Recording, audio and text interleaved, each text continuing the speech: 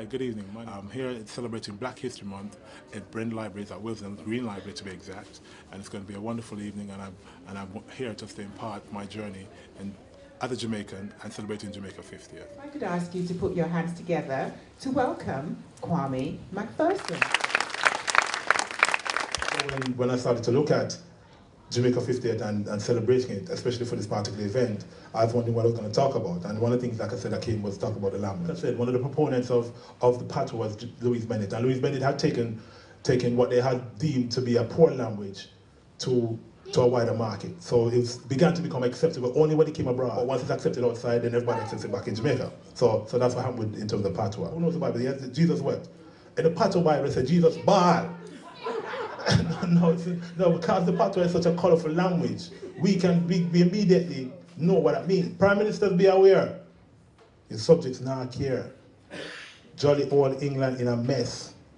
Bobby on bicycles, but put to the test. How many youths you think you can arrest? In a London, in a Birmingham, in a Brixton, things get rough. Youths now bluff. Better get some more handcuff. Youths in England are go riot some more. Thank you. The thing for us, like I said, as Jamaicans, and where we communicate, and because it is a language, it's something that we keep in terms of our identity. Thank you. That's it. I'm Chris Salewicz, and I'm here at Willesden Green Library for Black History Month. My favourite book, really, would have to be Gabriel Garcia Marquez's 100 Years of Solitude. It's a Caribbean-based book, and it's part of my love for the Caribbean as well. I think it's magnificent. I think he's magnificent. Happy 50th birthday, Jamaica. What a year, eh?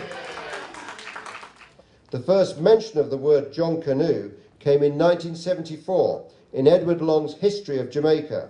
In the towns during Christmas holidays, they have several tall, robust fellows dressed up in grotesque habits and a pair of ox horns on their head. A masquerader, carrying a wooden sword in his hand, is supplied with a numerous crowd of drunken women who refresh him frequently with a sup of aniseed water, while he dances at every door, bellowing out John Canoe with great vehemence. Lee Scratch Perry, the record engineer and producer, is probably the vital chemistry man for all the reggae music and reggae thought that doesn't come out of the mainstream commercial Kingston studios.